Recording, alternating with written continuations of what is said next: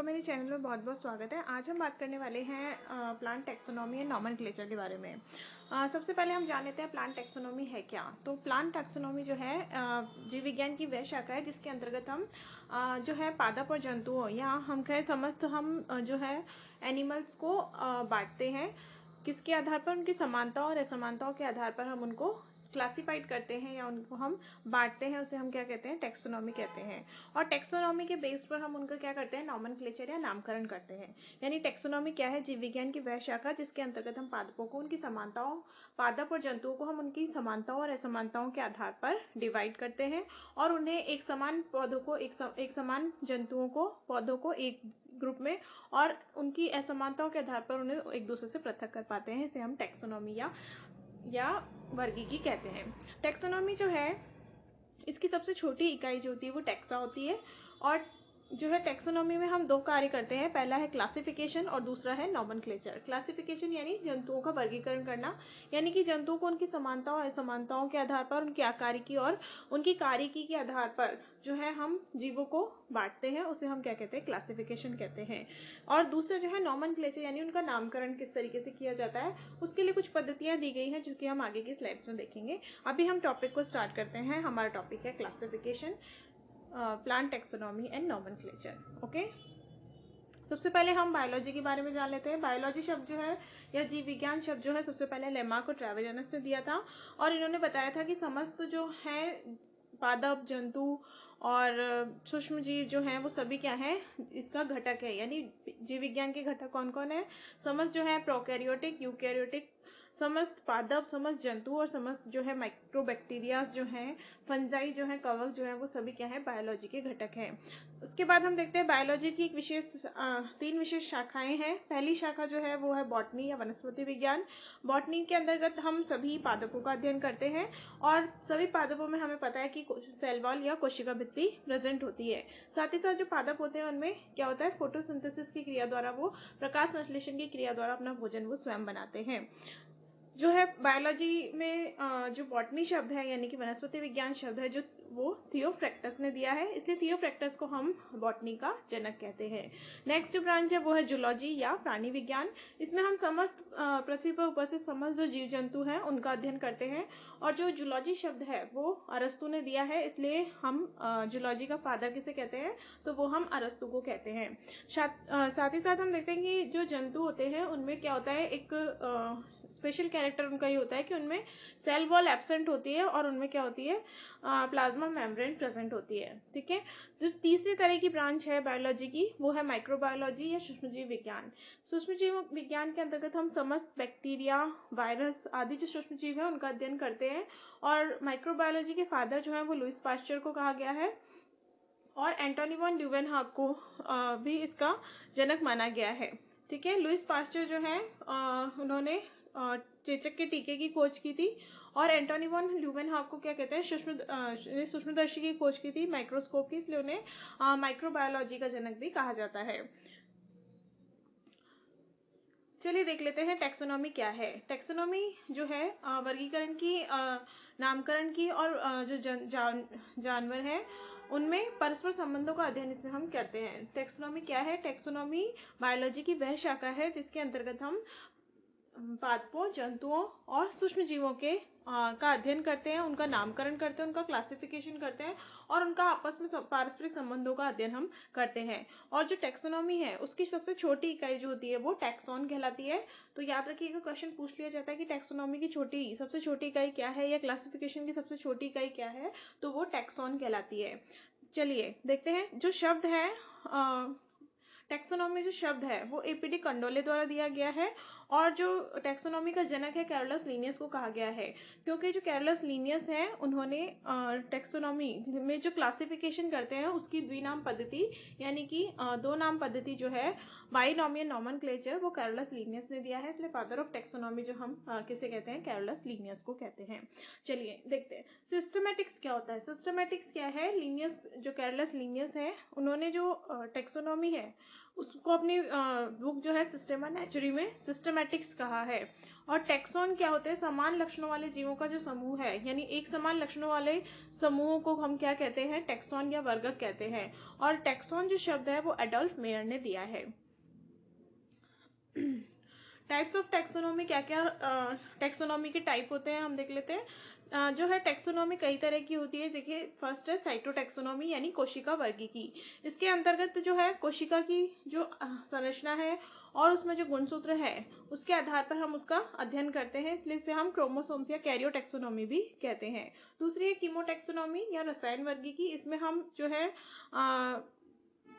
जो कोशिका में एल्केलॉइड्स और मेटाबोलाइट्स प्रेजेंट होते हैं उनका हम अध्ययन करते हैं, यानी कि जो रासायनिक पदार्थ हमारी कोशिका में है, जैसे कि कार्बोहाइड्रेट, अमीनो एसिड्स और प्रोटीन वगैरह, उनका हम इसमें अध्ययन करते हैं, इसलिए हम इसे कीमोटैक्सोनॉमी कहते हैं। तीसरी है न्यूमेरिकल टैक्सोनॉमी। जब हम दिए गए सांख्यिकी विश्लेषणों के आधार पर किसी सेल का हम वर्गीकरण करते हैं तो उसे हम न्यूमेरिकल टैक्सोनॉमी कहते हैं।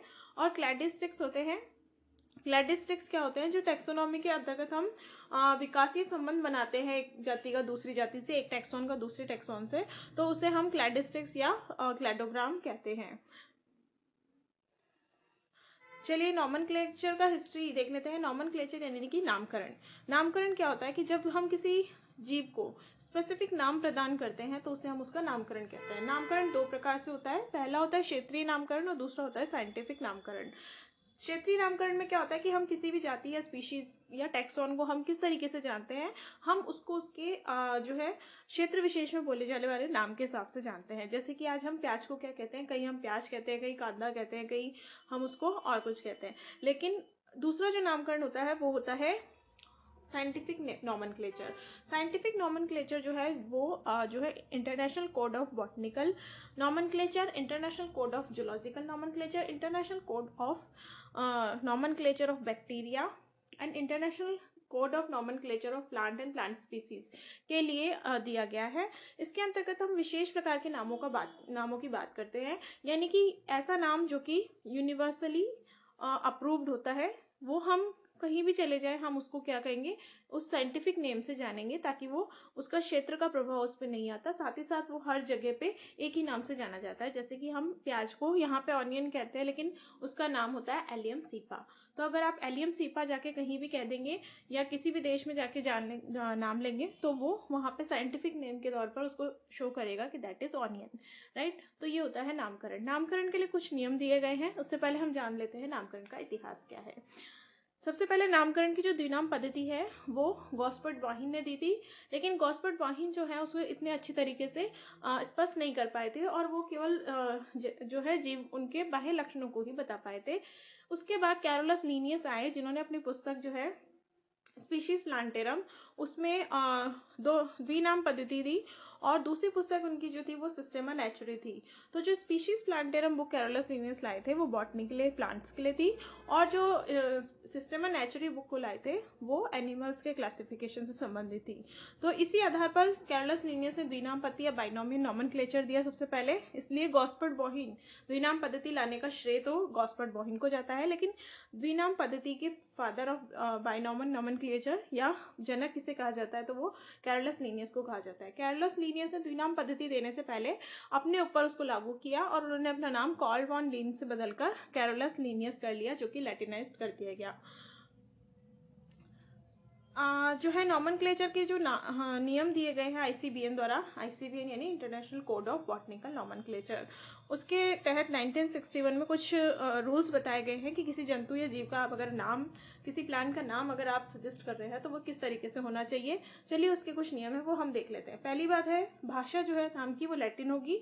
क्यों ली गई है लैटिन भाषा? क्योंकि यह एक मृत भाषा है, इसलिए लैटिन भाषा में नाम को लिया जाता है। यानी कि इस भाषा के ऊपर किसी भी स्थान और काल का कोई प्रभाव नहीं पड़ता, ये कभी भी बदलती नहीं है, जैसी है वैसी ही रहेगी।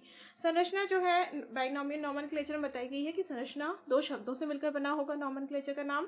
फर्स्ट जो है वंश को दर्शाएगा और दूसरा जाति या स्पीशीज को दर्शाएगा। ठीक है, लिखावट कैसी होगी? जब हम नाम लिख रहे होंगे तो उसके लिए भी कुछ स्पेसिफिक रूल है कि जब हम हैंड रिटन लिखेंगे नाम को, किसी भी साइंटिफिक नेम को जब हाथ से लिखेंगे तो उसको हम इटैलिक अक्षरों में लिखेंगे, थोड़ा तिरछा, और साथ ही साथ उसको हम अंडरलाइन करेंगे हैंड रिटन में। लेकिन जब हम प्रिंटेड फॉर्म में लिखेंगे तो हम उसको इटैलिक लिखेंगे, और जो है जाति का पहला अक्षर जो है, वंश का पहला अक्षर जीनस का जो पहला अक्षर है वो हम कैपिटल अक्षर में लिखेंगे, और स्पीसीज का जो पहला अक्षर है कैपिटल स्मॉल लेटर में लिखा जाएगा। यानी कि जब हम नाम लिखेंगे तो हैंड रिटन में हम उसको अंडरलाइन करेंगे, प्रिंटेड फॉर्म में हम उसको इटैलिक फॉर्म में लिखेंगे, और जब हम जीनस का नाम और वंश का नाम साथ साथ लिखेंगे, जीनस का नाम कैपिटल लेटर में पहला अक्षर और स्पीशीज का पहला लेटर स्मॉल लेटर का होगा। ठीक है, ऑथर और सिटेशन हमें अगर देना है उसमें तो हम उसको लास्ट में शॉर्ट फॉर्म में लिख देंगे, और जो है सिटेशन जो होगा वो बिना अंडरलाइन किया हुआ होगा और नॉन इटैलिक होगा। ठीक है, ये थे आईसीबीएन के नामकरण के रूल्स। और इसके साथ ही साथ इसमें कुछ स्पेसिफिकेशन दिया गया है कि जब हम नॉमेनक्लेचर किसी भी स्पीसीज का नॉमेनक्लेचर करेंगे तो जो साइंटिफिक नेम है वो 3 अक्षर से कम होना चाहिए, 3 अक्षर से कम नहीं होना चाहिए, और 12 अक्षर से ज्यादा, यानी उसकी जो रेंज है वो 3 से 12 अक्षर के बीच में होनी चाहिए। ये इसकी वर्ड लिमिट है। साथ ही साथ बॉटनी में कहा गया है कि पुनरावृत्ति वाले नाम, जैसे कि जिसमें कि वंश और जाति का नाम समान हो, वो जो टॉटोनिम्स कहलाते हैं। टॉटोनिम्स क्या है? ऐसे नाम जिनका की जीनस और जिनका की स्पीसीज सेम हो, वो टॉटोनिम्स कहलाते हैं। तो ऐसे टॉटोनिम्स जो है बॉटनी में मान्य नहीं है, लेकिन आप ध्यान रखिएगा कि टॉटोनिम्स जो है वो जूलॉजी में मान्य है। यानी कि टॉटोनिम्स को zoology, international code of zoological nomenclature में तो उन्हें अलाउ किया गया है, लेकिन international code of zoological nomenclature में उन्हें रिजेक्ट कर दिया गया है, वो मान्य नहीं होंगे। ठीक है, जैसे कि जूलॉजी में हम देखते हैं रेटस यानी एक चूहे का नाम है जिसमें जीनस भी सेम है और स्पीशीज भी सेम है, दोनों रेटस है। नाजा कोबरा का नाम है, जो कि नाजा वंश भी है और नाजा जाति भी उसकी नाजा ही है, लेकिन वो टोटोनिम्स है इसलिए, और वो जूलॉजी में वैलिड है, लेकिन आईसीबीएन यानी international code of botanical nomenclature में यह अलाउ नहीं है। ठीक है, और जो लैटिन नेम्स हैं उनके आगे सफिक्स लगाया जाएगा, लाइक एंसिस करके उसके आगे सफिक्स लगाया जाएगा, जैसे फाइकस बंगालियंसिस, राइट। तो टैक्सोनॉमी में जब हम पादपों को वर्गीकरण करते हैं तो उन्हें हम एक निश्चित हायरार्की में बांटते हैं। वो क्या होता है कि जैसे हम देखते हैं कि बहुत सारे जीव हमारे आसपास मौजूद हैं, जिनमें से कुछ पादप है, कुछ जंतु हैं। तो हम बात करते हैं एक पूरा पादप किंगडम के बारे में बात करते हैं। तो किंगडम यानी जगत, यानी पूरे पादप जगत की बात कर रहे हैं हम। उसके अंदर हम बात करते हैं थैलोफाइटा, ब्रायोफाइटा या टेरिडोफाइटा। तो हम क्या बात कर रहे हैं? डिवीजन की बात कर रहे हैं। उसके बाद हम क्लास की बात कर रहे हैं कि उन पादपों को और क्लासेस में बांटा गया है। क्लासेस को उनसे डिफरेंशिएट करते हुए ऑर्डर्स में बांटा गया है। ऑर्डर्स को डिफरेंशिएट करते हुए फैमिली में बांटा गया है या कुल में बांटा गया है, और फैमिलीज को डिफरेंशिएट करते हुए जीनस में बांटा गया है। और अंत में सभी जीनस को उनकी स्पेसिफिसिटी या फिर उनकी विशेषताओं और अंतर प्रजनन कर सकने की क्षमता के आधार पर जाति में बांटा गया है। यानी कि टैक्सोनॉमी की हायरार्की क्या कहती है? जो कि डिसेंडिंग क्रम में है, अवरोही क्रम में है, यानी सबसे बड़ा ऊपर की तरफ है और नीचे आते आते सबसे छोटी और वास्तविक इकाई हमें प्राप्त हो जाती है, जो कि बेसिक यूनिट ऑफ क्लासिफिकेशन कहलाती है, जिसे हम क्या कहते हैं? जाति कहते हैं। तो ये हायरार्की का एक क्वेश्चन जरूर पूछा जाता है, इसको आप याद करके जाइएगा कि kingdom, division, class, order, family, genus and species, जगत, संघ, वर्ग, गण, कुल, वंश और जाति। बहुत सारी जातियां मिलकर, जो इनमें समानता होती है, समान जातियां मिलकर वंश बनाती है, समान वंश मिलकर एक कुल बनाते हैं, कुलों के समान लक्षण मिलकर गण बनाते हैं, गणों के समान लक्षण मिलकर वर्ग बनाते हैं, वर्गों के समान लक्षण मिलकर संघ बनाते हैं, और संघों के जो है समान लक्षण या समान जीव मिलकर जगत का निर्माण करते हैं। ठीक है, जैसे कि हम बात करते हैं हमारे पंच जगत वर्गीकरण की संकल्पना, जो कि हम नेक्स्ट चैप्टर में पढ़ेंगे, जो कि आर एच व्हिटेकर द्वारा दी गई है। उसमें 5 जगत बताए गए हैं: मोनेरा, प्रोटिस्टा, फंजाई, प्लांटी और एनिमेलिया। ठीक है, इसका हम आगे अध्ययन करते हुए चलेंगे, पर अभी मैं आपको एक छोटी सी बात बता रही हूँ। इस तरीके से 5 जगत है, पूरे जो है क्लासिफिकेशन के अंतर्गत 5 जगतों का वर्णन किया गया है, और उनको हम आगे division, class, order, family, genus and species में बांटते हैं। तो अगर आपसे पूछ ले बेसिक यूनिट ऑफ क्लासिफिकेशन क्या है, तो बेसिक यूनिट ऑफ क्लासिफिकेशन है स्पीशीज या जाति। और टैक्सोनॉमी की सबसे छोटी इकाई पूछ ले तो क्या है? वो है टैक्सॉन। क्लासिफिकेशन यूनिट और उनके सफिक्स क्या होते हैं? देखिए, हर यूनिट को आइडेंटिफाई करना के लिए भी कुछ सफिक्स दिए गए हैं, सो दैट कि हमें पता चल जाए देखते ही उसका सफिक्स की ये कौन सी हायरार्की से रिलेटेड है। जैसे कि डिविजन्स के लिए है फाइटा, जैसे ब्रायोफाइटा, टेरिडोफाइटा और थैलोफाइटा, राइट। क्लासेस के लिए है ऑप्सिडा या फाइसी, जैसे क्लोरोफाइसी, फाइनोफाइसी, फियोफाइसी, क्लोरोफाइसी, रोडोफाइसी, ठीक है, ये क्लास के लिए है। ऑर्डर के लिए जो सफिक्स है वो है एलिस, जैसे रोजेलिस, ठीक है। फैमिली के लिए है एसी, जैसे सोलेनेसी, ब्रेसिकेसी, क्रूसीफेरी। और जीनस के लिए कोई सफिक्स नहीं है। जीनस, स्पीशीज और किंगडम और सब किंगडम और सब डिवीजन, इनके लिए कोई भी सफिक्स नहीं है, ठीक है। और कुछ कुलों के बदले हुए नाम भी हैं, जिनमें कि उनके नाम उनके कुल से पहले से बदल दिए गए हैं। तो हम देख लेते हैं कौन से हैं। क्रूसीफेरी का नाम क्या है? ब्रेसिकेसी है, जिसे हम सरसों कुल कहते हैं। कंपोजिटी का नाम एस्टरेसी है, जिसे हम सूरजमुखी कुल कहते हैं। लेग्यूमिनेसी का नाम फैबेसी है, जिसे हम दाल कुल कहते हैं। ग्रेमिनी का नाम पॉयसी है, जिसे हम घास कुल कहते हैं। और अम्बेलिफेरी का नाम एपिएसी है, ठीक है। जाति और वंश की संकल्पना के बारे में हम देख लेते हैं। सबसे पहले जाति की संकल्पना और वंश की संकल्पना क्या कहती है कि जाति और वंश, बहुत सारी जातियां मिलकर एक वंश बनाती हैं। Many species make one genus, ठीक है। और बहुत सारी जो जातियां हैं उनका जीनस या वंश एक हो सकता है। और जाति क्या होती है? अंतर प्रजनन करने वाले जीवों का समूह क्या होता है? जाति होती है। ग्रुप ऑफ इंटरब्रीडिंग ऑर्गेनिज्म, जो कि क्या है? स्पीशीज है। स्पीशीज जो है, शब्द जो है, जाति शब्द जो है, जॉन रे ने दिया है। और जाति का कॉन्सेप्ट जो है वो अर्नेस्ट मेयर ने दिया है, ठीक है। जैसे कि जीनस है सोलेनम, और सोलेनम में सोलेनम ट्यूब्रोसम और सोलेनम मेलोन्जिना, दो जातियां हैं जो कि सोलेनम जीनस से संबंधित है। यहाँ पे क्या है? सोलेनम ट्यूब्रोसम तो है वो आलू है, और सोलेनम मेलोन्जिना बैंगन है। यानी इनकी जाति तो अलग अलग है, लेकिन इनका जीनस क्या है? एक ही है, सोलेनम, ठीक है।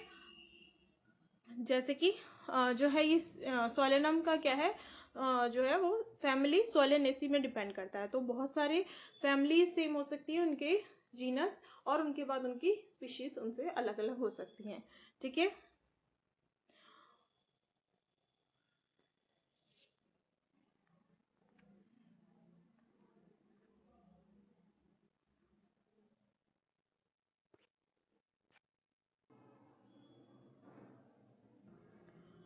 तो ये था हमारा प्लांट टेक्सोनॉमी और नॉमेनक्लेचर का टॉपिक। इसके बाद हम नेक्स्ट टॉपिक पे बात करेंगे अपने अगले वीडियो में। तब तक के लिए मुझे इजाज़त दीजिए। अगर आपको मेरा चैनल अच्छा लगा हो तो सब्सक्राइब करना और शेयर करना ना भूलें। हम इसी तरह कंटिन्यू मैं कोशिश करूँगी कि मैं आपके लिए नई नई क्लासेस जो है बॉटनी जूलॉजी की लाती रहूँ।